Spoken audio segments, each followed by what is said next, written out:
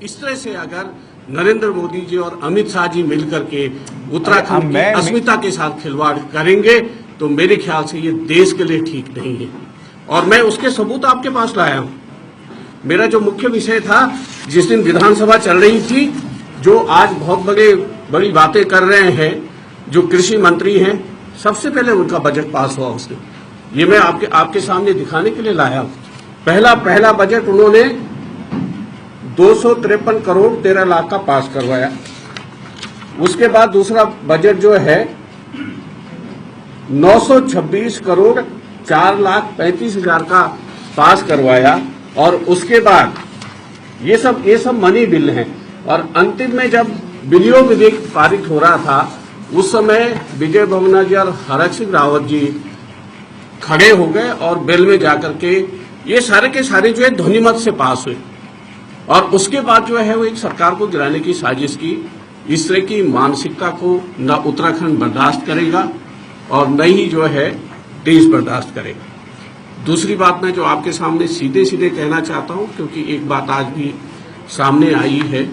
जब उन्होंने ये देखा कि हम विधानसभा में असफल हो गए, जब उन्होंने ये देखा कि हम कोर्ट में भी असफल हो गए हैं, जब उन्होंने ये देखा कि हम श्री राज्यपाल के यहाँ भी असफल हो गए हैं, तो एक फर्जी वादा करके वो फिर उत्तराखंड की अस्मिता के साथ खिलवाड़ कर रहे हैं। और एक चुनी हुई सरकार जो आज भी बहुमत में है, 28 को भी बहुमत में रहेगी और उसके बाद भी बहुमत में रहेगी, उसके साथ एक लोकशाही के साथ जो है ये षड्यंत्र कर रहे हैं। और ये बात आपके सामने आए, वो इस बात रखने के लिए मैं आपके बीच में आया था। मैं आप सब लोगों का बहुत बहुत धन्यवाद करता हूं। और ये दो बातें मैंने आपके सामने यहाँ पर रखनी थी। मैं जो भी कहेंगे मैं सबके सवाल ले लूं। उपाध्याय जी, मोहित दुबे न्यूज नेशन पे हो गए। मेरा सवाल बड़ा सीधा है। जिस तरीके से स्टिंग जारी किया है बागी विधायकों ने, उन्होंने कहा कि अराजक माहौल बना दिया था, हरीश रावत ने उत्तराखंड में लिया था, हमें बागी होना पड़ा।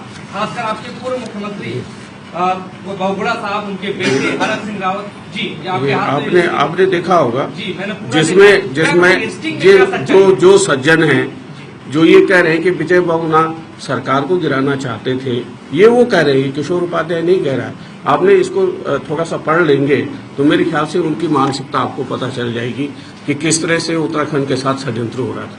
और ये बिल्कुल फर्जी है, इसमें कोई सत्यता नहीं है।